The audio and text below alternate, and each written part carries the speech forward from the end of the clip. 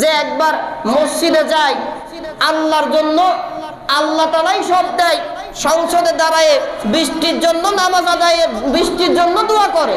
গতকালকেও দেখলাম তারাই আবার হিন্দুদের অনুষ্ঠানে গেলে কয় মা দুর্গার সামনের প্রসাদ খেতে খুব ভালো লাগে। এরকম মনে আর কেউ বলে না। আমি বলছি একটু মিলান। তারাই কিন্তু আবার বলবে যে মা দুর্গা গজে করে আসলে ফসলের ফলন বেড়ে যাবে। একটু জোরে ঈমান চলে যাবে। কথাটা যারা শুনেছেন প্রত্যেকে বলেন নাউযুবিল্লাহ। সম্মানিত উপস্থিতি, কিয়ামতের দিনে দুনিয়াতে থাকতে তো বাটপারি করে গেছে, 80 বছর 90 বছর বয়স, তাও চেয়ার থেকে নামার স্বাদ কমে না। ওদিকে তার মেয়াদ পার হয়ে যায়, এদিকে ঘোষণা দেয় ক্ষমতায় ওঠার আগে 21 সালের টার্গেট, তারপরে কয় 41 সাল, এরপরে কয় 71, এখন আবার নতুন করে আইন করে 2100 সালের টার্গেট নিয়ে ক্ষমতায়। মানে মালাকুল মউত 2100 সালের আগে ওর কাছে আর ফেরবে না। বয়স যে 80 হয়ে গেছে, পুরুষ কি মহিলা এই হুঁশন নাই। ক্ষমতার লোভ এতটাই ধরেছে, ওর ক্ষমতায় নিজের চোখটাকে আলহাকুমুত তাকাসুর হাত্তা যুরতুমুল মাকাবির, কিয়ামত মৃত্যুর আগ পর্যন্ত ঠেলতে ঠেলতে এই অন্যায় করাতে করাতে নিয়ে চলে যাবে। এদের দ্বারাই আলেমদের হাতে হাত করা, আলেমদেরকে ফাঁসির কাস্টে ঝুলাতে পারে। যতই করুক না ভাই, সময় কিন্তু আছে। চাবির চাবি আল্লাহর কাছে। সময় যখন হয়ে যাবে 2100 সাল নয়, চেয়ার থেকে আল্লাহ তাআলা এমন ভাবে তাকে মৃত্যু দেবে, সারা দেশের ইমানদারেরা শুকরানা নামাজ আদায় করবে, ইন্নালিল্লাহ তাদের জন্য পড়বে না। তাদের জানাজায় কোনো ইমানদার যাবে না। দুনিয়াতে যেই সকল ইমানদারদেরকে যারা কষ্ট দিয়ে, জেলে দিয়ে, হত্যা করে, যারা মিষ্টি বিতরণ করে খেয়েছে, ওই সকল মানুষগুলা তওবা করে ফিরে না আসলে তাদের মৃত্যুতে কোনো ইমানদার ইন্নালিল্লাহ পড়বে না, জানাজায় যাবে না। তাদের জানাজা যেই ইমাম আর হুজুররা করবে, ওই হুজুরদের জানাজা আমরা করব না। কথা কি বুঝতে পারলেন ভাই? সম্মানিত উপস্থিতি, সারা জীবন বাটপারি করে গেছে, নিজেকে মুসলমান দেখানোর জন্য নামাজ আদায় করে দেখাইছে।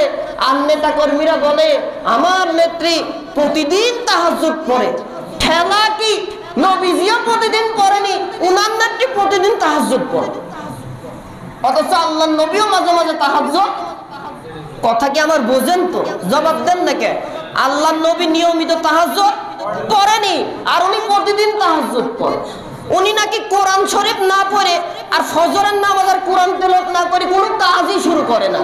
যেই নেত্রী বা যেই নেতা এত ভালো কাজ, 5 ওয়াক্ত নামাজ নিয়মিত আদায় করে, কোরআন নিয়মিত করে, নিয়মিত তেলাওয়াত করে, সেই নেত্রী দ্বারা কেন সংসদ ভবনে কোরআনের আইন চলে না?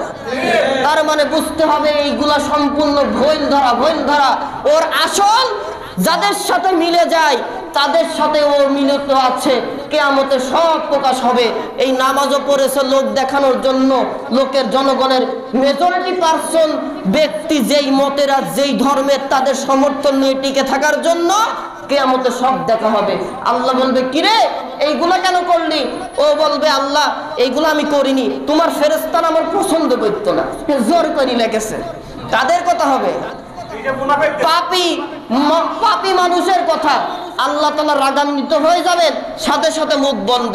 ইয়াসিনে যে আয়াত তেলাওয়াত করেছে আল্লাহ বলেন আল ইয়াউমা নাখতিমু আলা আফওয়াহিহিম ওয়া তুকাল্লিমুনা আইদিহিম ওয়া তাশহাদু আরজুলুহুম বিমা কানু ইয়াকসিবুন। মুখে মোহর মেরে দেওয়া হলো, সিলগালা করা হলো, আর মুখ খুলবে না। এই হাত কথা বল, হাত বলবে আল্লাহ আমি এই কাজগুলো করতে চাইনি, এই জালেম আমাকে দিয়ে কাজ করেছে। নিজের শরীরের হাত একটু ড্যামেজ হলে সাথে সাথে কোটি কোটি টাকা খরচ করে চিকিৎসা করাইছে। বাংলাদেশের চিকিৎসায় হয় না, সিঙ্গাপুর আর আমেরিকায় দৌড়ায়, সেই হাত বিরুদ্ধে চলে যাবে। কথা কি বুঝলেন ভাই? আল্লাহর পাহারাদার কারা এটা বুঝাচ্ছি। চোখ বলবে, আল্লাহ বলবে চোখ কিরে কথা ক, তুই না আমার গোলাম? বলে আল্লাহ এই চোখ দিয়ে তো আমি কারো ক্ষতি করতে চাইনি, চোখ দিয়ে দেখেছে করেছে, ওই তোমার পক্ষের মানুষগুলোকে তারা ক্ষতি করেছে, আমি কিচ্ছু করতে চাইনি, আমাকে দিয়ে জোর করে করিয়েছে। পাকে বলবে আল্লাহ পা, আল্লাহ তাআলা বলবে তুই কথা বল, এ যে বললো এই কাজগুলা করেনি, করতে চাইনি, তুই কি বলিস? পা বলবে আল্লাহ আমি তো তোমার গোলাম, আমি তো তোমার গোলামির জন্য এর কাছে ছিলাম, এ আমাকে দিয়ে জুলুম করেছে, আমি তো যেতে চাইনি, আল্লাহ জোর করে নিয়ে নিয়ে এই কাজগুলা করাইছে। আল্লাহ বলবে, কিরে সিটারের ঘরে সিটার, এই অবস্থা কেন? মানলাম ফেরেশতারা তোর নামে মিথ্যা লিখলো, তোর শরীরে তো হাত ছিল, পা ছিল, একটা হাত ভেঙে গেলে লক্ষ লক্ষ টাকা খরচ করেছো, বাংলাদেশের চিকিৎসা পছন্দ হয় না, বাংলাদেশের চিকিৎসা উন্নতির জন্য কোটি কোটি টাকা খরচ করো, বাপের নামে হসপিটাল করো, আর নিজে চিকিৎসার জন্য আমেরিকা চলে যাও। চোখ দুইটা আমি আল্লাহ দিয়েছি, চোখ দিয়ে যা যা দেখে মনের নফসের পরিতৃপ্তি তোমরা হাসিল করো। এই চোখ কিন্তু তুমি মালিক না, মালিককে জোরে চোখের মালিক আল্লাহ, হাতের মালিক আল্লাহ না। এই হাত দিয়ে আমার যার পছন্দ হলো না সেই মানুষটার খুন করে গুম করে মাটির নিচে পুঁতে রাখলে আল্লাহ ধরবে না। আল্লাহ যদি ধরে হাত আর সাক্ষী আল্লাহর কাছে দেবে না।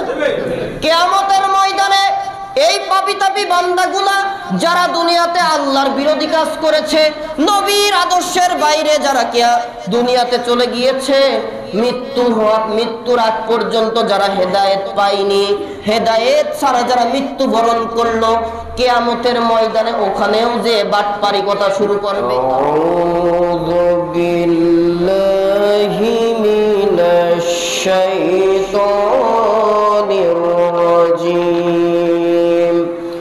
বিসমিল্লাহির রাহমানির রাহিম। ইযাস সামাউ ফাতারাত ওয়া ইযাল কাওয়াকিবু ইনতাসারাত ওয়া ইযাল বিহারু فجرت وإذا القبور بعثرت علمت نفس ما قدمت وأخرت يا أيها الإنسان ما غرك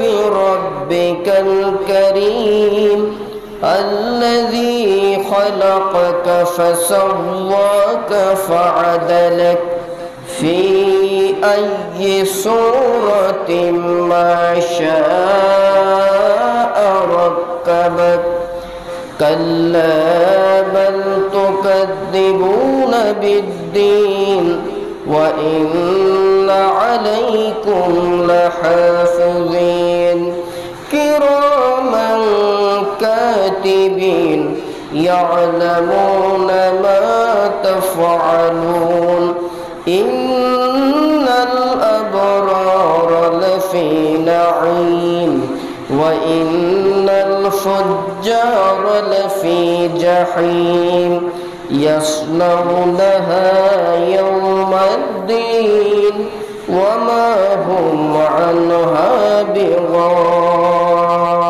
بغائبين وما أدراك ما يوم الدين ثم ما أدراك ما يوم الدين يوم لا تملك نفس لنفس شيئا والأمر يومئذ لله صدق الله العظيم।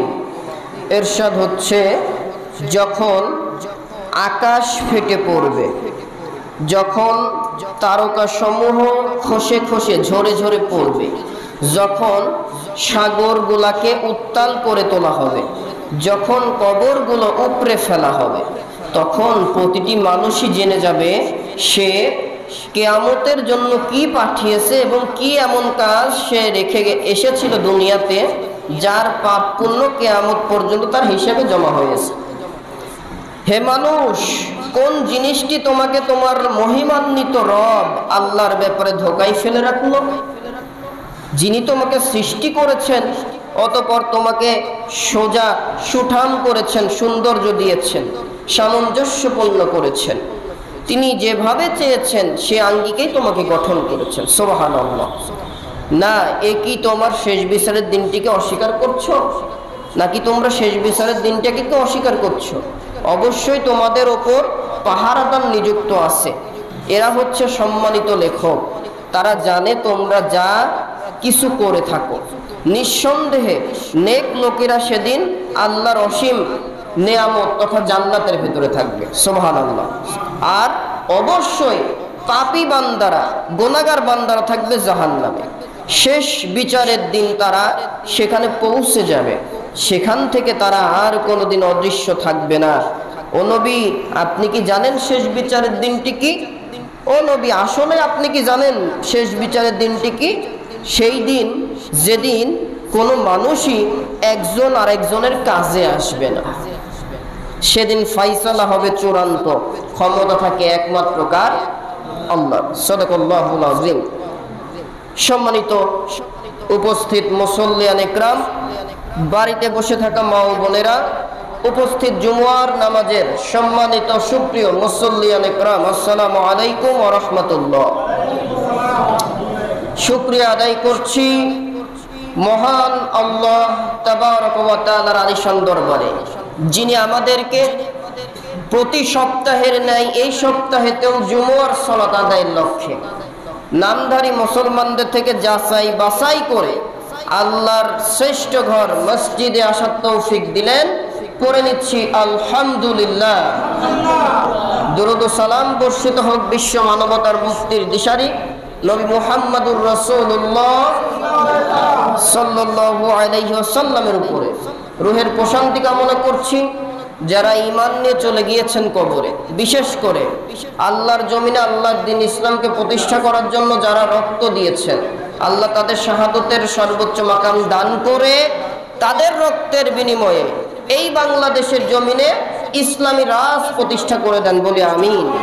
দোয়া করি, মাগফিরাত কামনা করি আমরা আমাদের অত্র মল্লিক পাড়ার এই মসজিদের যত মুসল্লি জুমুয়ার সালাত আদায়ের জন্য উপস্থিত হয়ে থাকেন, এলাকা থেকে, কনস্ট্রাকশন থেকে বহিরাগত যত ভাইরা এখানে উপস্থিত হন, আল্লাহ তাআলা যেন প্রত্যেকের আপন আপন জনের কবরে দোয়ার হাদিয়া পৌঁছিয়ে দেন, প্রত্যেকের কবরটাকে যেন জান্নাতের বাগান বানিয়ে দেন বলে আমিন। সম্মানিত উপস্থিতি, আমি 30 নম্বর পারা কোরআনুল কারীমের 30 নম্বর পারা সূরা ইনফিতার 19টি আয়াত বিশিষ্ট একটি সূরা তেলাওয়াত করেছি ইনশাআল্লাহ। এর উপর আজকে আমরা কিছু কথা বলবো। আল্লাহ তাআলা যেন আমাকে ইখলাসের সাথে বলার, আপনাদেরকে আমলের নিয়ে শ্রবণ করার তৌফিক দান করেন বলে আমিন। সম্মানিত উপস্থিতি, আসুন যেহেতু 19টি আয়াত থেকে আমরা একটা আলোচনা করে কিছু আমলের বা কিছু জ্ঞানের উপকরণ বের করতে হবে, এই জন্য কাল বিলম্ব নয়, আমরা সরাসরি আলোচনায় চলে যাই। আমি খুতবাতেই সূরা ইনফিতার 19টি আয়াত তেলাওয়াত করেছি, শাব্দিক অর্থ পড়েছি। এখন শুরু হয়ে যাচ্ছে আলোচনা। আল্লাহ রাব্বুল আলামিন কোরআনুল কারীমের 30 নম্বর পারায় সূরা ইনফিতার 19টি আয়াত বিশিষ্ট একটি সূরা, এই সূরা ইনফিতার নাজিল করে দিয়ে রব্বুল আলামিন কিয়ামতের দিবসের ভয়াবহতা, কিয়ামতের দিবসে যে একমাত্র আল্লাহর হাতেই ক্ষমতা থাকবে, ওখানে দুনিয়ার কোনো এমপি মন্ত্রীর বাহাদুরি চলবে না। চলবে না কিয়ামতের ময়দানে? দুনিয়াতে যত দালাল আছে, তারপরে সরকারি দল বলেন, বিরোধী দল বলেন, এরপরে নবী রাসূল ইত্যাদি ইত্যাদি, কিয়ামতের ময়দানে সেখানে চলবে নাকি কোনো পাওয়ার? কার হাতে থাকবে ক্ষমতা?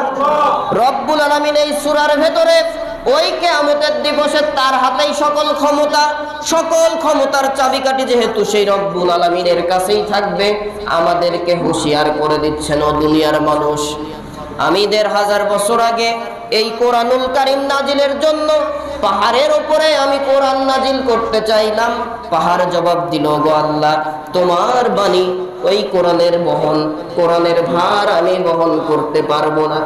পাহাড় নিতে চাইলো না, গাছগাছালির উপরে দিতে চাইলাম, নিতে চাইলো না। আমার সৃষ্টির বড় বড় সৃষ্টির উপরে আমি কোরআন নাজিল করতে চাইলাম, সবাই কোরআনুল কারীম নিজের উপরে নাজিল হোক, এটা নিতে চাইনি। কোরআনের ওজন এত বেশি তাদের কাছে লেগেছে, এই জন্য আমি জিনের উপরেও কোরআন নাজিল করেছি ইনসান তোমরা মানুষ জাতির উপরে রহমাতাল লিল আলামিন নবী মুহাম্মদুর রাসূলুল্লাহ সাল্লাল্লাহু আলাইহি ওয়াসাল্লামের উপরে ১৫০০ বছর আগে ২৩টি বছর ধরে স্থান কাল পাত্র ভেদে কোথাও কোরআনের একটা আয়াত, কোথাও একটা সূরা, কোথাও একটা অংশ, কোথাও বৃহৎ অংশ নাজিল করে প্রায় ২৩ বছরে আল্লাহ রব্বুল আলামিন নবীজির ৬৩ বছর জীবনের ভেতরে ২৪,০০০ বার জিবরাইলকে দিয়ে কোরআনুল কারীম নাজিল করিয়েছেন। সুবহানাল্লাহ, আরো জোরে আল্লাহ রব্বুল আলামিন মানুষের উপরে কোরআন নাজিল করলেন আর মানুষকে জানিয়ে দিলেন, ও মানব সম্প্রদায়, তোমাদেরকে ৬০, ৭০, ৮০ কিংবা ১০০ বছরের একটা হায়াত দান করব। এই হায়াতের ভেতরে যা করবা বান্দা বান্দিরা, কিয়ামতের দিন কিন্তু আমি আল্লাহ সব হিসাব নিয়ে ছাড়ব। সুবহানাল্লাহ। এজন্যই সূরা ইনফিতারের বিষয়ে আল্লাহর রাসূল বলেন, হাদিসের ভেতরে আল্লাহর নবী বিশ্ব নবী বলেন, যারা কিয়ামত দিবসের ভয়াবহতা যদি উপলব্ধি করতে চাও, কোন দিবস? কিয়ামত দিবস, হাসরের মাঠের বিচার যে কত কঠিন হবে, ও বান্দা বান্দি আল্লাহর গোলামেরা, এটা যদি তোমরা উপলব্ধি করতে চাও, সূরা ইনফিতার, সূরা তাকবীর এইগুলা বেশি বেশি পড়ো, কিয়ামতের ভয়াবহতা চোখের সামনে ভাসবে। সুবহানাল্লাহ। তাহলে কিয়ামত এত সহজ জিনিস না, নবী রাসূলদেরকে আল্লাহ ছাড় দেবে না। তাহলে দেখেন আমি কোথাকার, আল্লাহ যদি তার পয়গম্বর আলাইহিস সালাতু ওয়াস সালাম, যাদের বিষয়ে বলা হচ্ছে হাদিসে সকল নবী রাসূল মাসুম, তাদের কোনো গুনাহ নাই। সুবহানাল্লাহ বলে, তারা পুত পবিত্র, তাদেরকে যেখানে আল্লাহ তাআলা ছাড় দিবেন না, আমি আপনি কোথাকার কে? কথাকে বুঝতে পারছেন? আল্লাহ রাব্বুল আলামিন সূরা ইনফিতার নাজিল করে কি বলছেন কোরআনে? আল্লাহ বলেন, ইযাস সামাউ ফাতারাত, যখন আসমান সমূহ ফেটে পড়বে, ইসরাফিল আলাইহিস সালাম সিংহায় ফুৎকার দিবে, দেওয়ার পরে আসমান ৭টা স্তরে সাজানো আছে। দুনিয়া থেকে প্রথম আসমানের দূরত্ব প্রায় ৫০০ বছরের রাস্তা। এই প্রথম আসমান দুনিয়া থেকে ৫০০ বছরের রাস্তা। এখান থেকে পুরুত্ব আছে, পুরুত্ব বোঝেন তো, মনে করেন এখান থেকে গ্রেট বিম, এটা যদি ৫০০ বছর হয়, গ্রেট বিম থেকে দ্বিতীয় তলার যে পুরুত্বটা, প্রস্থ, এটাও বলা হচ্ছে ৫০০ বছরের রাস্তা। তাও সুবহানাল্লাহ বললেন। এবার ওখানে উঠলেন দ্বিতীয় আসমানে, দ্বিতীয় আসমান থেকে তৃতীয় আসমানের দূরত্ব কত বছরের রাস্তা? ৫০০ বছরের রাস্তা। দ্বিতীয় আসমানের পুরুত্ব, প্রস্থ কত বছরের রাস্তা? আল্লাহ তাআলা এইভাবে থরে থরে সাজিয়েছেন কয়টা আসমান? ৭টি আসমান সাজিয়েছেন। এরপরে আছে সিদরাতুল মুনতাহা, এরপরে আছে আল্লাহর নূরের পর্দা, প্রায় ৭০,০০০ নূরের পর্দা। সুবহানাল্লাহ বলেন। এক একটা নূরের পর্দা থেকে এক একটা নূরের পর্দার দূরত্ব, পুরুত্ব এরকম ৫০০ বছরের রাস্তা করে। এরপর আল্লাহর আরশে আজিম। আল্লাহ তাআলা কোরআনুল কারীমে বলছেন, আমি আল্লাহ রব্বুল আলামিন সুসজ্জিত করেছি ও আমার বান্দাবান্দি তোমাদের জন্য, তোমাদের বসবাসের জন্য, তোমাদের জীবনটা সুন্দরভাবে অতিবাহিত হওয়ার জন্য আমি আল্লাহ তাআলা আমার সব সৃষ্টিকে সুন্দর করে সাজাইছি। যখন এই পৃথিবীর মেয়াদ শেষ হয়ে যাবে, তখন কি হবে? ইসরাফিল সিংহায় ফুৎকার দিবে। এইভাবে ফুৎকার দেওয়ার জন্য তার সিংহা নিয়ে তিনি অপেক্ষায় আছেন, কখন আল্লাহর হুকুম অ্যালার্ট নাজিল হয়ে যাবে, তখন উনি সিংহায় ফুৎ দিবেন। ফুৎকার দেওয়ার পরে আল্লাহ তাআলা বললেন, প্রথমেই যেই ঘটনাটা ঘটবে, ইযাস সামাউ ফাতারাত, আসমান সমূহ যা থরে থরে সাজানো ছিল, সব আসমান সমূহ ফেটে ফেটে একাকার হয়ে যাবে। আল্লাহু আকবার। ওয়া ইযাল কাওয়াকিবু তাসারাত, আর আকাশের ভেতরে আছে তারকা। এক একটা তারকা আমরা দেখি দুনিয়া থেকে অত্যন্ত ছোট। এইরকম যদি শাহাদত আঙ্গুলি যদি এরকম তারকার দিকে ধরা হয়, একটা আঙ্গুলের ছাপে প্রায় 3-4টা তারকা শেষ ঢেকে যায়, যায় না? এভাবে যখন তুলবেন 3-4টা তারকা ঢেকে যাবে। কিন্তু বিজ্ঞান বলে এক একটা তারকার কত সাইজ দুনিয়ার মানুষ তা কি তোমরা জানো? পৃথিবীর থেকে সূর্যের আয়তন ছোট না বড়? কত বড়? পৃথিবী থেকে সূর্যের আয়তন কতটা? 13 লক্ষ গুণ বড় একটা সূর্য। এই সূর্য 13 লক্ষ গুণ, মানে হচ্ছে আমরা যেই পৃথিবীতে বাস করছি এই পৃথিবী নামে গ্রহটা 13 লক্ষটা দিলে একটা সূর্যের মতো হতেও পারে, নাও পারে, হয়তো ফাঁকাও থাকবে। এত বড় করেছেন আল্লাহ তাআলা সূর্যকে। আর এই সূর্য কোটি কোটি সূর্য একত্রিত করে এক একটা তারকার ভেতরে দিলে একটা তারকার সমান হতেও পারে, নাও পারে। তাহলে তারকা সূর্যের থেকে ছোট না বড়? এর থেকে আরো বড় ব্ল্যাক হোল। অসংখ্য অগণিত তারকা সমূহ, তারকা পুঞ্জ ব্ল্যাক হোলের ভেতরে যাবে। ব্ল্যাক হোল চকলেটের মতো চুষে একবারে নিঃশেষ করে দেবে এত পরিমাণের বড় বড় তারকা গুলাকে। তাও ব্ল্যাক হোলের কোনো ক্ষতি হবে না, ব্ল্যাক হোলকে তারকা দিয়ে ঢাকা যাবে না। সুবহানাল্লাহ। মানুষ বিজ্ঞান কেবল দুনিয়া থেকে চাঁদ মঙ্গল গ্রহ পাঠাইছে। একটা তারকার কাছে যেতে কিয়ামত পর্যন্ত চেষ্টা করলেও সম্ভব হবে কি? হবে না। সম্মানিত উপস্থিতি, আল্লাহ তাআলা বললেন ইসরাফিলের সিংহার ফুৎকারের মাধ্যমে আসমান সমূহ সব খসে খসে পড়ে যাবে। আসমান আর নিজের জায়গায় থাকবে না, অস্থিরতা কাজ করবে। ওয়া ইদাল কাওয়াকিবু তাফারাত, ওয়া ইদাল কাওয়াকিবু তাফারাত। আর তারকাগুলা কোটি কোটি তারকা, কত তারকা দিয়েছে আমি আল্লাহ সারা দুনিয়ায় আর কেউ জানে না। সুবহানাল্লাহ। এই তারকাগুলি সব খসে খসে পড়ে থাকবে। ওয়াইদাল বিহারু ফুজ্জিরাত। আর দুনিয়াতে যত সাগর মহাসাগর উপসাগর নদী নালা খাল বিল যা আছে সবগুলা উত্তোলিত হতে থাকবে, জলোচ্ছ্বাস ইত্যাদি শুরু হয়ে যাবে, তথা সমুদ্রের পানি সমুদ্রে থাকবে না, উপরে চলে আসবে, অস্বাভাবিক অবস্থা। ওয়াইদাল কুবুরু বু'সিরাত। এরপরে 4 নম্বর কাজ হবে, কবর, যত কবর দেওয়া হয়েছে আদম নবী থেকে শুরু করে কিয়ামতের ইসরাফিলের সিংহায় ফুৎকারের আগ পর্যন্ত যেই কবরটা দেওয়া হয়েছিল, অসংখ্য অগণিত মানুষের কবর। একটা কবরের ওপরে হয়তো শত শত কবর হয়ে যাবে। সিংহায় ফুৎকারের মাধ্যমে ৪র্থ নম্বর কাজ আল্লাহ করবেন কিয়ামতের ময়দানে, যেখানে যেই কবরগুলা হাজার হাজার কোটি মিলিয়ন ট্রিলিয়ন বছরের পুরাতন কবর থেকে মানুষগুলি ওঠা শুরু করবে। আল্লাহু আকবার। আলিমাত নাফসুম মা কদ্দামাত ওয়া আখরাত। এই অবস্থা যখন হবে মানুষ জেনে যাবে ওই সময়ে যেই সকল মানুষগুলি বেঁচে থাকবে কিয়ামতের সময় কিছু মানুষ বেঁচে থাকবে। তাফসিরে মাআরিফুল কোরআনের ভিতরে মুফাসসির আল্লামা শফি রাহমাহুল্লাহ বর্ণনা করেছেন কিয়ামতের বর্ণনা দিতে গিয়ে যে আল্লাহ তাআলা ঈমানদারদের কিঞ্চিত পরিমাণ ঈমানও যেই ব্যক্তি বান্দা বান্দির অন্তরে থাকবে, কিয়ামতের এই ভয়াবহতা আল্লাহ তাদের দেখাবে না। আমি মনে হয় সুবহানাল্লাহর গুরুত্বটা আপনাদের বুঝাইয়ে দিতে পারি নাই। যদি দিতে পারতাম সুবহানাল্লাহ জোরে বলতেন, কেউ মাথা নিচু করে ঘুমাইতেন না। মসজিদ ঘুমানোর জায়গা না, আলোচনা হবে, মনোযোগ দিয়ে শোনেন। আল্লাহ তাআলা কিয়ামতের যে ভয়াবহতা, কতটা আযাব কিয়ামতের ময়দানে আল্লাহ করবেন, কতটা ভয়াবহ পরিস্থিতি আল্লাহ সৃষ্টি করে দেবেন, এইটা কিঞ্চিত পরিমাণ ঈমানও যদি আল্লাহর উপরে থাকে কোনো বান্দা বান্দির, সেই বান্দা বান্দিকে আল্লাহ দুনিয়ায় রাখবে না, আগেই কবরে নিয়ে চলে যাবে। সুবহানাল্লাহ।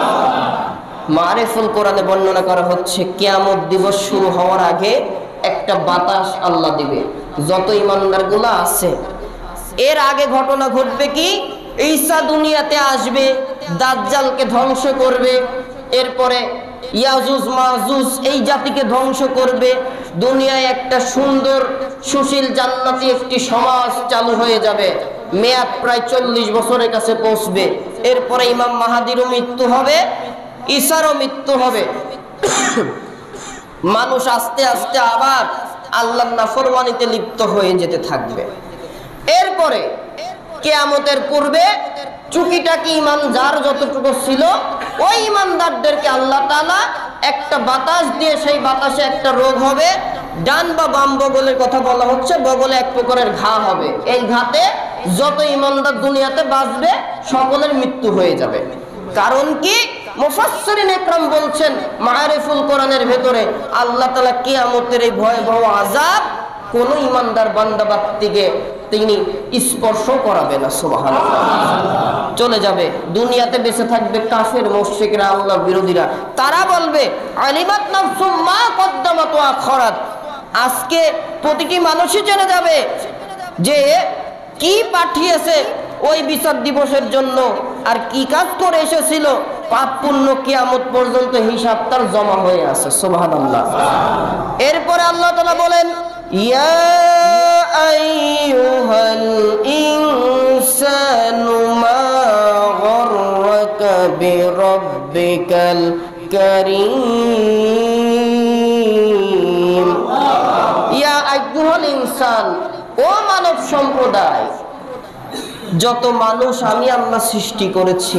আল্লাহ এবার সকলকে ডাক দিয়ে বলো, ও মানুষের জাতিরা, কোন জিনিসটা, কোন মোহ তোমাকে আমি আল্লাহর বিষয় থেকে গাফেল করে ফেললো? এত কিছু ঘটনা আমি আল্লাহ ঘটাবো, কিন্তু এই ঘটনাটা কখন ঘটাবো এটা কি আল্লাহ বলে দিচ্ছে নাকি? হয়তো এখনো হয়ে যেতে পারে, আবার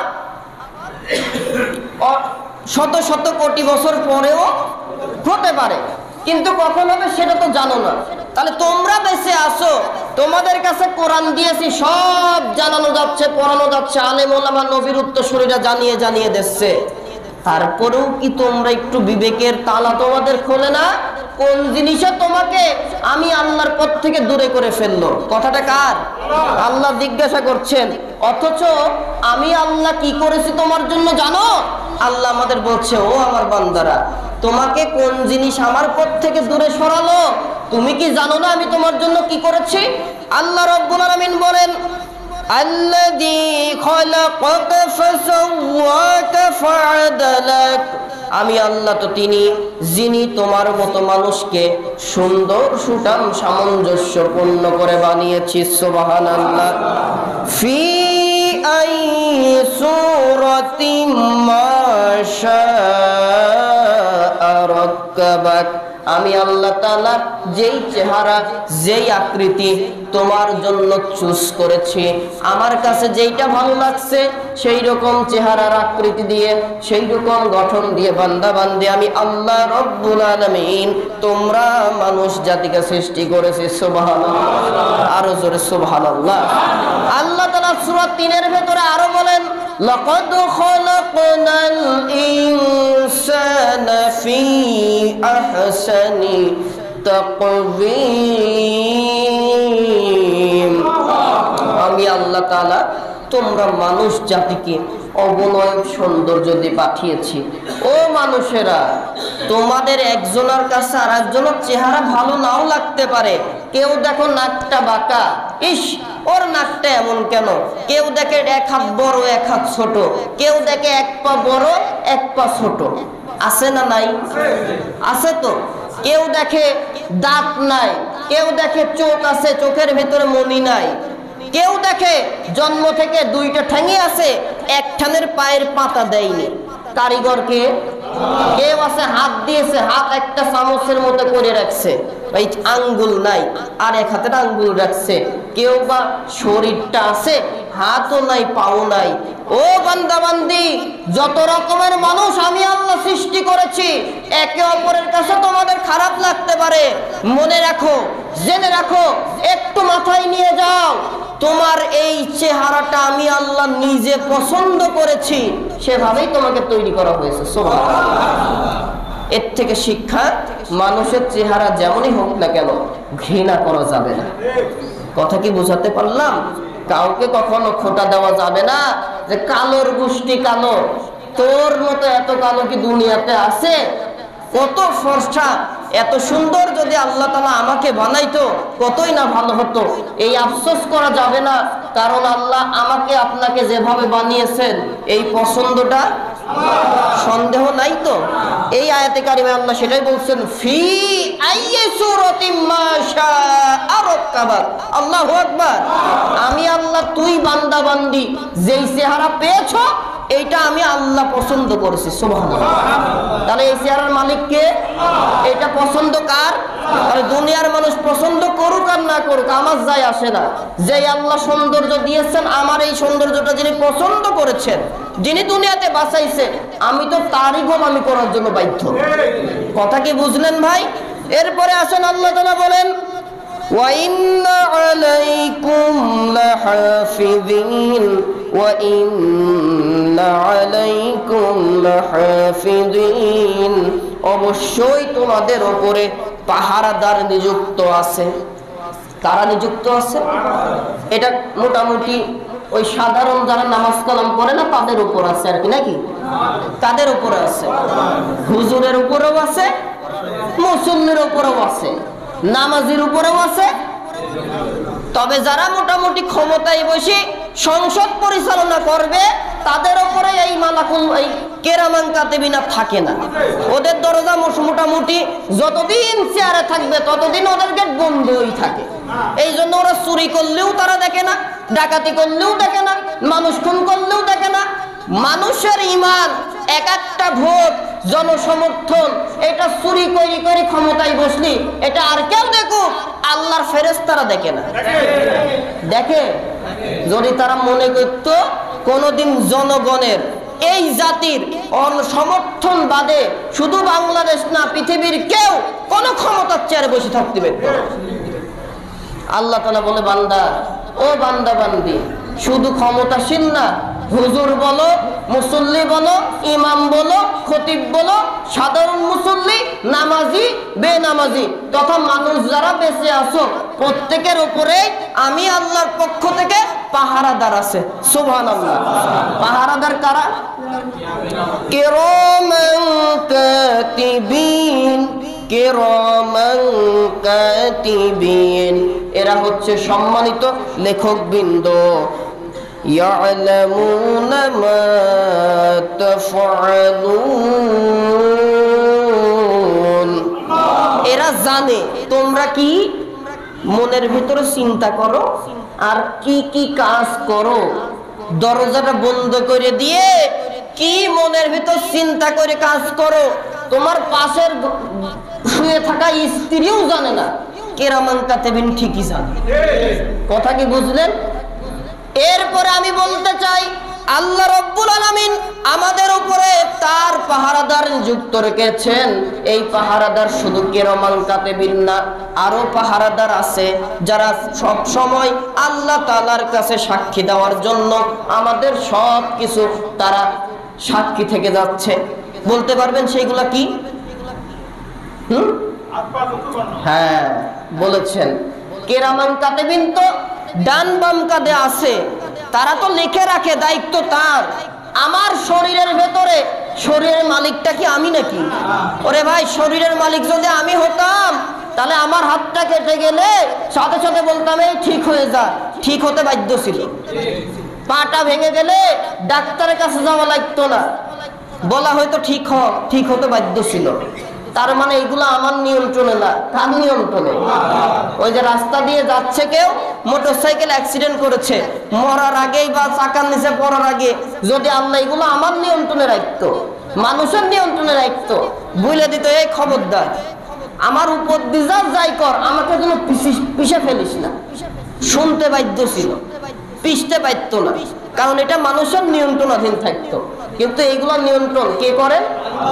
আল্লাহ রাব্বুল আলামিন এর গ্যারান্টি, এর দলিল কোরআনুল কারীমে দিয়েছে সূরা ইয়াসিনের ভিতরে, আল-ইয়াওমা নাখতিমু আলা আফওয়াহিহিম ওয়া তুকাল্লিমুনা আইদিহিম ওয়া তাশহাদু আরজুলুহুম বিমা কানু ইয়াকসিবুন। ও আমার দুনিয়ার মানুষেরা, ও আমি আল্লাহর বান্দা বান্দিরা, দুনিয়াতে যত মাতব্বরি আর তাকাব্বরি করো না কেন, ক্ষমতায় গিয়ে যত বাহাদুরি করো না কেন, ক্ষমতা পাও আর না পাও, যে যে স্থানে আছো সেই স্থানের মোড়ল কিংবা মাতব্বর হও না কেন, খবরদার আমি আল্লাহ তাআলা তোর শরীরের ভেতরেই কিন্তু আমার পাহারাদার সৈন্যগুলা আমি আল্লাহ নিযুক্ত করে রেখেছি। মায়ের পেট থেকে সেইগুলো বের হয়েছে, সুবহানাল্লাহ। সেইগুলা তোমার শরীরের বাইরে না শরীরের ভেতরেই। এই চোখ দুইটা আমি আল্লাহ দিয়েছি, চোখ দিয়ে যা যা দেখে মনের নফসের পরিতৃপ্তি তোমরা হাসিল করো। এই চোখ কিন্তু তুমি মালিক না, মালিককে জোরে চোখের মালিক আল্লাহ, হাতের মালিক আল্লাহ না। এই হাত দিয়ে আমার যার পছন্দ হলো না সেই মানুষটার খুন করে গুম করে মাটির নিচে পুঁতে রাখলে আল্লাহ ধরবে না। আল্লাহ যদি ধরে হাত আর সাক্ষী আল্লাহর কাছে দেবে না। কিয়ামতের ময়দানে এই পাপী তাপী বান্দাগুলা যারা দুনিয়াতে আল্লাহর বিরোধী কাজ করেছে, নবীর আদর্শের বাইরে যারা দুনিয়াতে চলে গিয়েছে, মৃত্যুর আগ পর্যন্ত যারা হেদায়েত পায়নি, হেদায়েত ছাড়া যারা মৃত্যুবরণ করলো, কিয়ামতের ময়দানে ওখানেও যে বাটপারি কথা শুরু করবে। কেমন বাটপারি? ফেরেশতারা যেদিন পাপী তাপী বান্দাগুলার রিপোর্টগুলা পেশ করবে, ভিডিও ফুটেজের মাধ্যমে দেখানো হবে। ভিডিও ফুটেজ বোঝেন তো? প্রজেক্টরের মাধ্যমে যেমন সরাসরি লাইভ কাস্ট করা হয়, সরাসরি সম্প্রচার করা হয়, কিয়ামতের ময়দানে মায়ের পেট থেকে জন্মগ্রহণ করার পরে মৃত্যুর আগ পর্যন্ত কি কি কাজ করেছেন সব প্রকাশ হয়ে যাবে। সুবহানাল্লাহ। দেখবে এই হাত দিয়ে আলেমদের মিথ্যা ট্রাইব্যুনাল গঠনের আইন পাশ করা হলো। এই ট্রাইব্যুনালে শুধুমাত্র ইসলাম প্রতিষ্ঠার কাজ করার কারণে, মানব রচিত মতবাদ না মেনে নেওয়ার কারণে, আল্লাহর জমিনে আল্লাহর আইন আর সৎলোকের শাসন প্রতিষ্ঠার জন্য যারা কাজ করেছে, শুধুমাত্র এতটুকু অপরাধের কারণে আলেমদের ফাঁসির রায় এই হাত দিয়ে লেখা হয়েছে। দেখছে হাতে কি কখন কিভাবে লিখছে, দেওয়া হলো একে মৃত্যুদণ্ড, একে যাবজ্জীবন, একে হসপিটালে নিয়ে ইনজেকশন পুশ করে হত্যা করতে হবে, একে গুম করতে হবে, একে খুন করতে হবে, অমুকের বাড়িঘর জ্বালিয়ে পুড়িয়ে দিতে হবে। হাত দেখাবে আমি নেতাকে খুশির জন্য আমার বিরোধী পক্ষকে বা নেতার বিরোধী মানুষটাকে তার বাড়িঘর আগুন লাগাই দিছি, কেউ দেখেনি, আমার হাত দেখে, আমি এই হাত দিয়ে করেছি। কিয়ামতে এই হাত দেখবে রাত 8টা 9টা বা রাত 11টার সময় সবাই ঘুমায়ে। নেতা বলেছে কথা মতো আমি এই আল্লাহর হাত দিয়ে আগুন দিয়ে নেতার বিরোধী পক্ষের মানুষটাকে ঘর শুদ্ধ জ্বালিয়ে পুড়িয়ে ফেলেছি। এরকম আর যাই হোক, আমরা মোটামুটি গল্প করেই বলছি, আমাদের ভেতরে কেউ এই কাম করেন না, করলেও বাংলাদেশের কোনো মানুষ করে না, বাংলাদেশের বাইরে এরকম হয়। শুধুমাত্র বিরোধী পক্ষ, ছেলেটা চলে গেছে সেনাবাহিনীর সব থেকে বড় পোস্টে, আমার পক্ষের লোক না, ধরতে পারলেই গুম, 10 বছর হয়ে যায়, তার খোঁজ থাকে না। আছে না নাই এইরকম ভাই?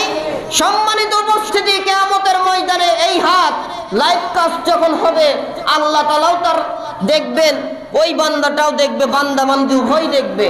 শুধু যে অন্যায় পুরুষ মানুষ করে তা কিন্তু না।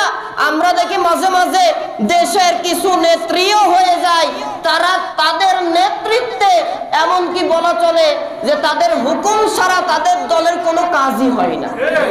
সবগুলা প্রকাশ হবে, ও নারী পুরুষ কি কি কাজ করেছো, কাকে মারার অর্ডার দিছো, কার ঘর ভাঙার অর্ডার দিছো, কার ঘরে আগুন জ্বালানো অর্ডার দিলা, কাকে মেরে পুঁতে ফেলার অর্ডার দিলা, তোমার হুকুমে মেধাবী ছাত্রদেরকে গুম করে 22 বছর হয়ে গেল, 18 বছর হয়ে গেল, খোঁজ নাই, খোঁজ দিতেও চাও না। তারপরে ক্ষমতায় বসেছ, মানুষ অতিষ্ঠ হয়ে গেছে, তোমাদের দেখতে চাই না। তোমাদের নাম শুনলে মানুষ আল্লাহর কাছে ইস্তেগফার করে, তোমাদের মৃত্যু কামনা করে আল্লাহর কাছে বলে, আল্লাহ এই জালেমের হাত থেকে আমাদের বাঁচাও। তোমরা তাও না মনি, কিয়ামতের ময়দানে সব দেখানো হবে যে আমার এই দুনিয়ার সাম্রাজ্য বহনের জন্য এই হাত দ্বারা আমি সব করেছি। হাত দ্বারা সকলে আইন পাস করেছে, আর এই হাত দ্বারা তোমরা বিনা অপরাধে শুধুমাত্র 30,000 40,000 টাকা বেতন ভাতার জন্য অবৈধভাবে নিরপরাধ মানুষের হাতে হাত করা দিয়েছে। কাউকে ছাড় দেবে না। ক্ষমতাটা কার থাকবে? সব ফুটেজ যখন দেখানো হবে, সিটার বাটপার পাপীরা দুনিয়াতেও অন্যায় করে গেছে, জুলুম করে গেছে, ওখানেও জুলুম শুরু করবে। আল্লাহ দেখো, এই যা যা রিপোর্ট দেখছো, তোমার ফেরেশতারা যা লিখেছে একটাও আমি করি নাই। নাউজুবিল্লাহ বলেন। কাদের কথা এটা হবে? হ্যাঁ, পাপী তাপীদের কথা, পাপী বান্দা বান্দির কথা। আল্লাহ এই অন্যায় আমি করি নাই, অমুকের গাছের আমও পারিনি, ও জমি কাটতে যায় অন্যের জমির এক কোপ আমি দিয়ে নিজের জমিতে বাড়াইও নি। আশ্চর্য হয়ে যায় মানুষ, 1 ইঞ্চি জায়গা পর্যন্ত ছাড়তে চাই না। কয় ইঞ্চি? 1 ইঞ্চি জায়গা। 5 তলা বাড়ি তোলা যাবে তো আর কি, নাকি? কথা বলে না কি? আপনারা এই কাম করেন নাকি? কথা বলছেন নাকি? 1 ইঞ্চি জায়গা পাওয়ার জন্য 10.5 বার করি আমি নিয়ে এসে মাপে, তাও মেলে না। ও ভাই, 50 বছর ধরে 1 ইঞ্চি জায়গা নেওয়ার জন্য 100 বার মাপলেন, কি লাভ করলেন আপনি? 1 ইঞ্চি জায়গার দাম কত? আরে ভাই, আপনার জমি যদি অন্যজনও কেউ জোর করে নাই, নিক না, কিয়ামতে তো সেই হিসাব দেবে, আপনাকে দেওয়া লাগবে না। কিন্তু আপনি কাজ করে করলেন দেখি আপনারটাই এদেশের প্রশাসনরা পেট পূজা করলো, এই দেশের নেতা এমপিরা মোড়লরা নিজের স্বার্থ মিটাইলো, আর আপনি একে অপরের সাথে, এমনকি মায়ের পেটের ভাইয়ের সাথে ভাই দ্বন্দ্ব হয়ে যায় 1 ইঞ্চি জায়গার জন্য। না, এই অঞ্চলে হয় না। আমি আমাদের ওদিকে দেখছি, মায়ের পেটে 2 ভাই 4 আঙুল জায়গা বেঁধে গেছে, প্রাচীর উঠে গেছে, বড় ভাই বলে তুই আগে জায়গা ভাঙ, জায়গা ভেঙে আমার জায়গা ছেড়ে দেয়। তোলা প্রাচীর ভেঙে দিয়ে 4 ইঞ্চি জায়গা বেচারা নিল। কি লাভ হলো ভাই? মালাকুল মউত চলে আসছে, দিন শেষে তো আপনার জন্য 3.5 হাতি বরাদ্দ। কথা কি বুঝাতে পারলাম? দিন শেষে 3.5 হাত জায়গা বরাদ্দ। কি লাভ করলেন আপনি? করে গেলেন দুনিয়াতে। আপনি যতদিন থাকলেন ওই মানুষটা আপনাকে অভিশাপ দিয়ে গেছে, আপনার ছেলে মেয়েদের সাথে তাদের ছেলে মেয়ের দুঃসম্পর্ক তৈরি হয়েছে। আল্লাহ তাআলা এইগুলা পছন্দ করে না, মিটাই দেন। আলো তাদের সাথে একটা কমিউনিকেশনে আছেন, যদি মানে ভালো, না মানলে আপনার জায়গায় জোর করে দখল করছে করুক, এই জমিনে না ওই জায়গায় যা হিসাব দিতে হবে, এইটুকুতে ছেড়ে দেন। সব কিয়ামতের ময়দানে দেখানো হবে। তখন তারা বলবে, আল্লাহ এই কাজ আমি করিনি, তোমার ফেরেশতারা আমাকে পছন্দ করতো না, আমার বিরুদ্ধে লিখেছে। কত বড় সিটার হলে এরকম বলে, কত বড় চাপাবাজ। দুনিয়াতে তো সারা জীবন চাপা মেরে গেছে। দেখেন না, যে একবার মসজিদে যায় আল্লাহর জন্য, আল্লাহ তাআলাই সব দেয়, সংসদে দাঁড়ায় বৃষ্টির জন্য নামাজ আদায়ে, বৃষ্টির জন্য দোয়া করে। গতকালকেও দেখলাম তারাই আবার হিন্দুদের অনুষ্ঠানে গেলে কয় মা দুর্গার সামনের প্রসাদ খেতে খুব ভালো লাগে। এরকম মনে হয় কেউ বলে না। আমি বলছি একটু মিলান। তারাই কিন্তু আবার বলবে যে মা দুর্গা গজে করে আসলে ফসলের ফলন বেড়ে যাবে। একটু জোরে, ঈমান চলে যাবে। কথাটা যারা শুনেছেন প্রত্যেকে বলেন নাউযুবিল্লাহ। সম্মানিত উপস্থিতি, কিয়ামতের দিনে দুনিয়াতে থাকতে তো বাটপারি করে গেছে, 80 বছর 90 বছর বয়স, তাও চেয়ার থেকে নামার স্বাদ কমে না। ওদিকে তার মেয়াদ পার হয়ে যায়, এদিকে ঘোষণা দেয় ক্ষমতায় ওঠার আগে 21 সালের টার্গেট, তারপরে কয় 41 সাল, এরপরে কয় 71, এখন আবার নতুন করে আইন করে 2100 সালের টার্গেট নিয়ে ক্ষমতায়। মানে মালাকুল মউত 2100 সালের আগে ওর কাছে আর ফেরবে না। বয়স যে 80 হয়ে গেছে, পুরুষ কি মহিলা এই হুঁশন নাই, ক্ষমতার লোভ এতটাই ধরেছে, ওর ক্ষমতায় নিজের চোখটাকে আলহাকুমুত তাকাসুর হাত্তা যুরতুমুল মাকাবির, কিয়ামত মৃত্যুর আগ পর্যন্ত ঠেলতে ঠেলতে এই অন্যায় করাতে করাতে নিয়ে চলে যাবে। এদের দ্বারাই আলেমদের হাতে হাত করা, আলেমদেরকে ফাঁসির কাস্টে ঝুলাতে পারে। যতই করুক না ভাই, সময় কিন্তু আছে, চাবির চাবি আল্লাহর কাছে। সময় যখন হয়ে যাবে 2100 সাল নয়, চেয়ার থেকে আল্লাহ তাআলা এমন ভাবে তাকে মৃত্যু দেবে, সারা দেশের ইমানদারেরা শুকরানা নামাজ আদায় করবে, ইন্নালিল্লাহ তাদের জন্য পড়বে না, তাদের জানাজায় কোনো ইমানদার যাবে না। দুনিয়াতে যেই সকল ইমানদারদেরকে যারা কষ্ট দিয়ে, জেলে দিয়ে, হত্যা করে, যারা মিষ্টি বিতরণ করে খেয়েছে, ওই সকল মানুষগুলা তওবা করে ফিরে না আসলে তাদের মৃত্যুতে কোনো ইমানদার ইন্নালিল্লাহ করবে না, জানাজায় যাবে না। তাদের জানাজা যেই ইমাম আর হুজুররা করবে, ওই হুজুরদের জানাজা আমরা করব না। কথা কি বুঝতে পারলেন ভাই? সম্মানিত উপস্থিতি, সারা জীবন বাটপারি করে গেছে, নিজেকে মুসলমান দেখানোর জন্য নামাজ আদায় করে দেখাইছে। আর নেতা কর্মীরা বলে আমার নেত্রী প্রতিদিন তাহাজ্জুদ পড়ে। ঠেলা কি, নবীজিও প্রতিদিন পড়েনি, উনার নেত্রী প্রতিদিন তাহাজ্জুদ পড়ে, অথচ আল্লাহর নবীও মাঝে মাঝে তাহাজ্জুদ। কথা কি আমার বোঝেন তো? জবাব দেন নাকি? আল্লাহর নবী নিয়মিত তাহাজ্জুদ পড়েনি, আর উনি প্রতিদিন তাহাজ্জুদ পড়ে। উনি নাকি কোরআন শরীফ না পড়ে আর ফজরের নামাজ আর কোরআন তেলাওয়াত না করে কোনো কাজই শুরু করে না। যেই নেত্রী বা যেই নেতা এত ভালো কাজ, 5 ওয়াক্ত নামাজ নিয়মিত আদায় করে, কোরআন নিয়মিত করে, নিয়মিত তেলাওয়াত করে, সেই নেত্রী দ্বারা কেন সংসদ ভবনে কোরআনের আইন চলে না? তার মানে বুঝতে হবে এইগুলা সম্পূর্ণ ভুল ধারা। ওর আসল যাদের সাথে মিলে যায় তাদের সাথে ও মিলিত আছে, কিয়ামতে সব প্রকাশ হবে। এই নামাজও পড়েছে লোক দেখানোর জন্য, লোকের জনগণের মেজরিটি পার্সন ব্যক্তি যেই মতের আর যেই ধর্মের, তাদের সমর্থন নিয়ে টিকে থাকার জন্য কিয়ামতে সব দেখা হবে। আল্লাহ বলবে কিরে এইগুলা কেন করলি? ও বলবে আল্লাহ এইগুলো আমি করিনি, তোমার ফেরেশতারা আমার পছন্দ করতো না, জোর করে লেগেছে। তাদের কথা হবে। পাপী মানুষের কথা আল্লাহ তাআলা রাগান্বিত হয়ে যাবেন, সাথে সাথে মুখ বন্ধ। ইয়াসিনে যে আয়াত তেলাওয়াত করেছে আল্লাহ বলেন আল ইয়াউমা নাখতিমু আলা আফওয়াহিহিম ওয়া তুকাল্লিমুনা আইদিহিম ওয়া তাশহাদু আরজুলুহুম বিমা কানু ইয়াকসিবুন। মুখে মোহর মেরে দেওয়া হলো, সিলগালা করা হলো, আর মুখ খুলবে না। এই হাত কথা বল, হাত বলবে আল্লাহ আমি এই কাজগুলো করতে চাইনি, এই জালেম আমাকে দিয়ে কাজ করেছে। নিজের শরীরের হাত একটু ড্যামেজ হলে সাথে সাথে কোটি কোটি টাকা খরচ করে চিকিৎসা করাইছে। বাংলাদেশের চিকিৎসাই হয় না, সিঙ্গাপুর আর আমেরিকায় দৌড়ায়, সেই হাত বিরুদ্ধে চলে যাবে। কথা কি বুঝলেন ভাই?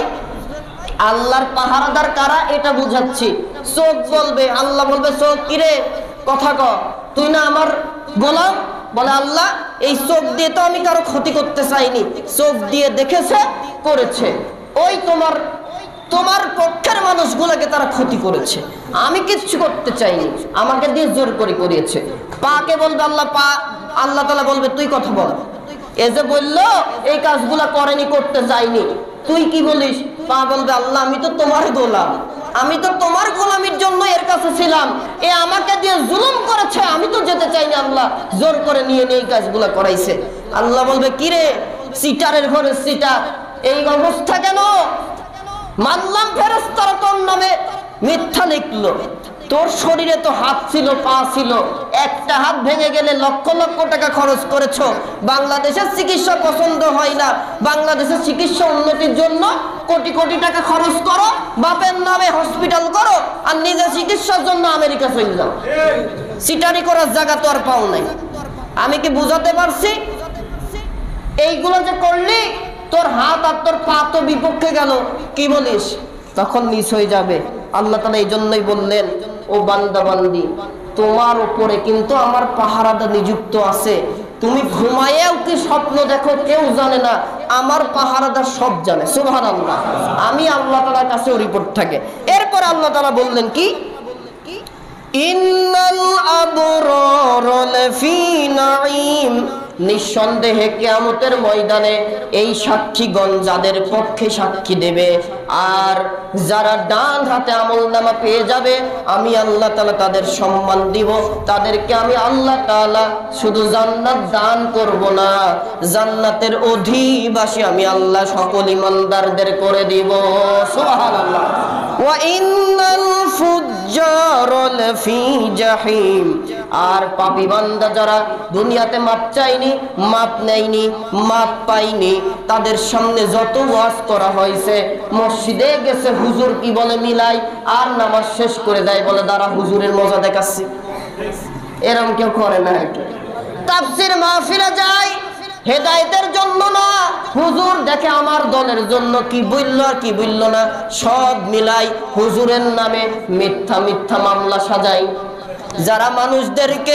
যারা মানুষদেরকে কোরআনুল কারীমের পথে আনে, এতটাই বাজে শ্রেণীর মানুষ এরা।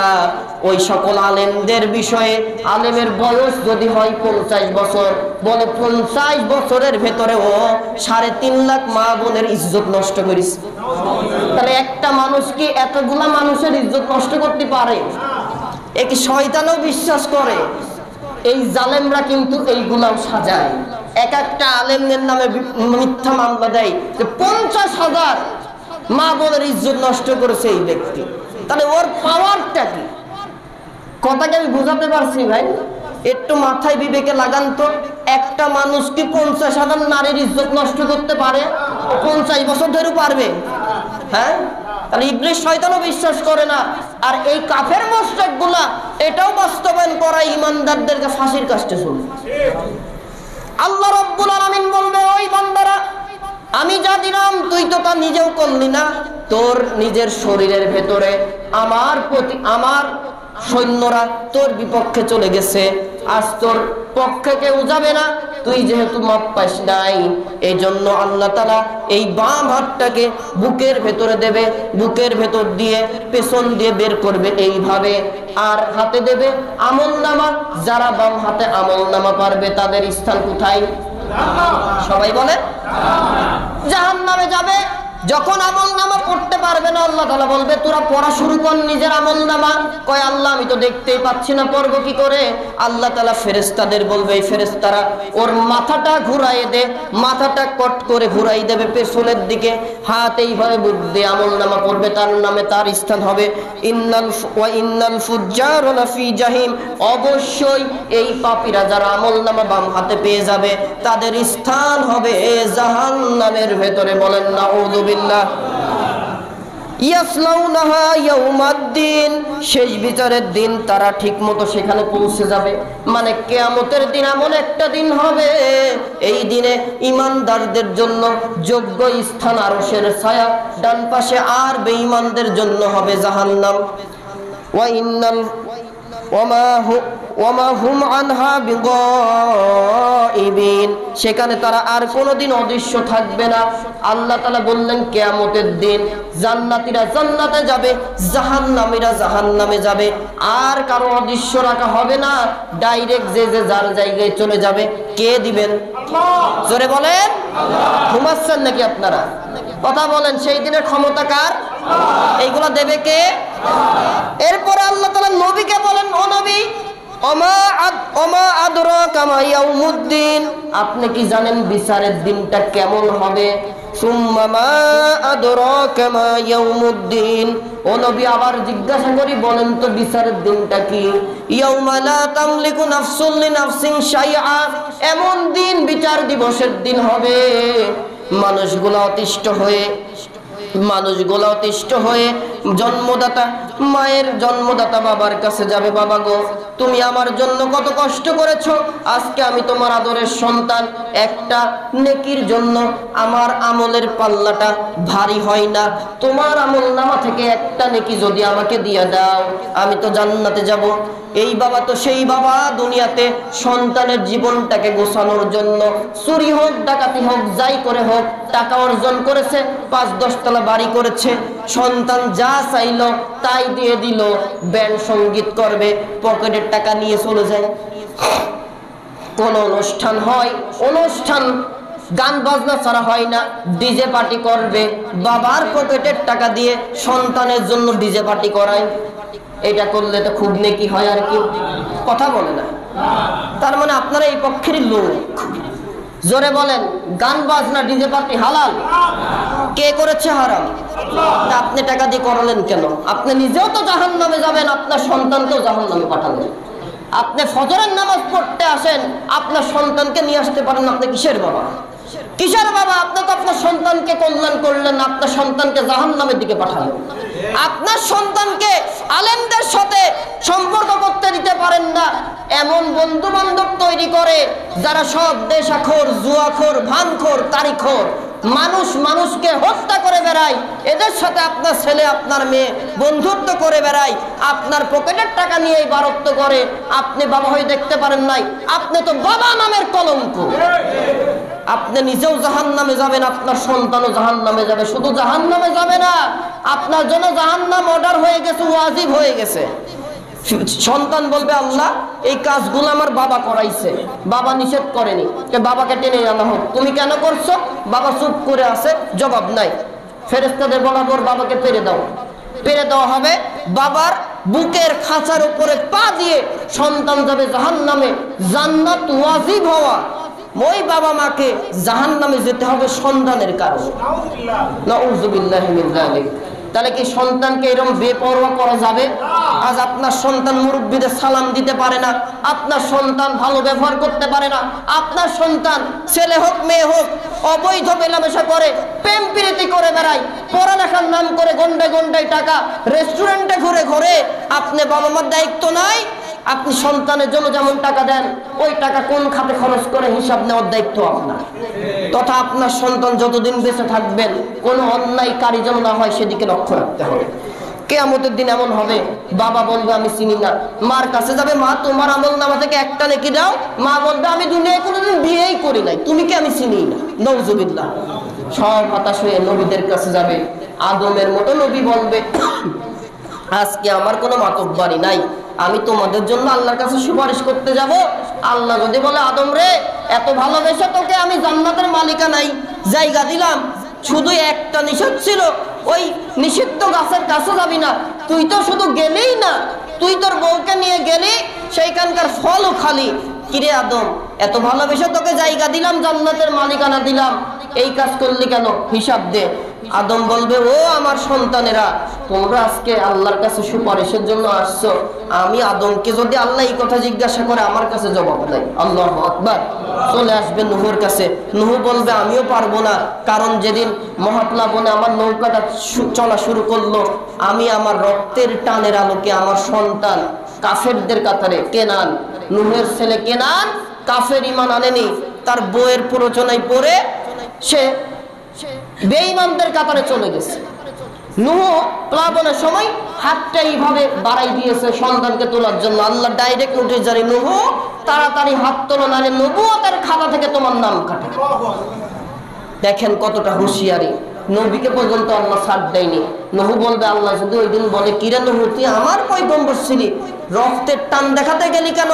আমার সাথে যার সম্পর্ক নাই, দুনিয়াতে কোনো ইমানদারের সাথে তো তার সম্পর্ক থাকার কথা না। আর আজকে আমরা বন্ধু বানাইছি যত কাফের আর মুশরিক, আর ইমানদাররা আমাদের বড় শত্রু। এরকম আছে না নাই?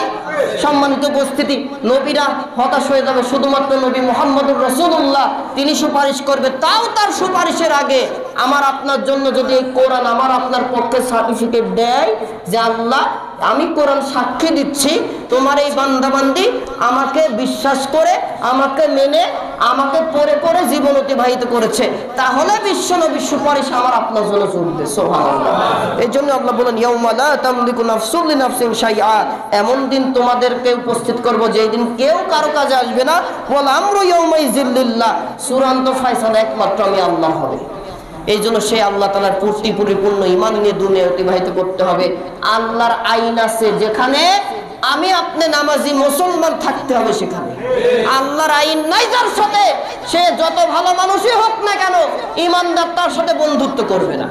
রাজি তো ইনশাআল্লাহ? তাহলে আল্লাহ দুনিয়াতে আযাব গজব থেকে বাঁচাবে। এই যে খরার মৌসুম, আজকে ইস্তেসকার নামাজ আদায় করেও বৃষ্টি হয় না। কেন হয় না? আজকে আপনাদের বন্ধু হয়েছে সব কাফের মুশরিক। আশপাশে যদিও বৃষ্টি হয়, কুষ্টিয়াতে বৃষ্টি নাই। আমার মনে হয় রাসূলের হাদিস আলোকে যেটা পড়া যায়, এই কুষ্টিয়ার মানুষ আল্লাহর হুকুম যাকাত হক আদায় করে দেয়নি, যার কারণে আল্লাহ আসমান থেকে রহমতের বৃষ্টিও দেয় না। আরো আযাব আসবে। বাঁচতে গেলে আল্লাহর আইনের কাছে মাথা নত করে দেন, জীবনের গুনাহ আল্লাহ মাফ করবে, দুনিয়াতে সকল আযাব গজব থেকে বাঁচাবে। মৃত্যু হবে নেককারের মৃত্যু, মৃত্যুর পরে আল্লাহর জান্নাত। আল্লাহ যেন তার হুকুম মেনে জীবনে কোনো মাফ করে জান্নাতে যাওয়ার যত কোয়ালিফিকেশন আমাকে আপনাকে দান করেন, বলেন আমিন। সুবহানাকাল্লাহুম্মা বিহামদিকা আশহাদু আল লা ইলাহা ইল্লা আনতা আস্তাগফিরুকা ওয়া আতুবু ইলাইক। যারা সুন্নাত পড়ি নাই সুন্নাত পড়ি, এই ফাঁকে একতলা দুইতলা তিনতলা যারা আছেন সামনের কাতার পূরণ করে দাঁড়িয়ে যাবেন। আসসালামু আলাইকুম ওয়া রাহমাতুল্লাহ।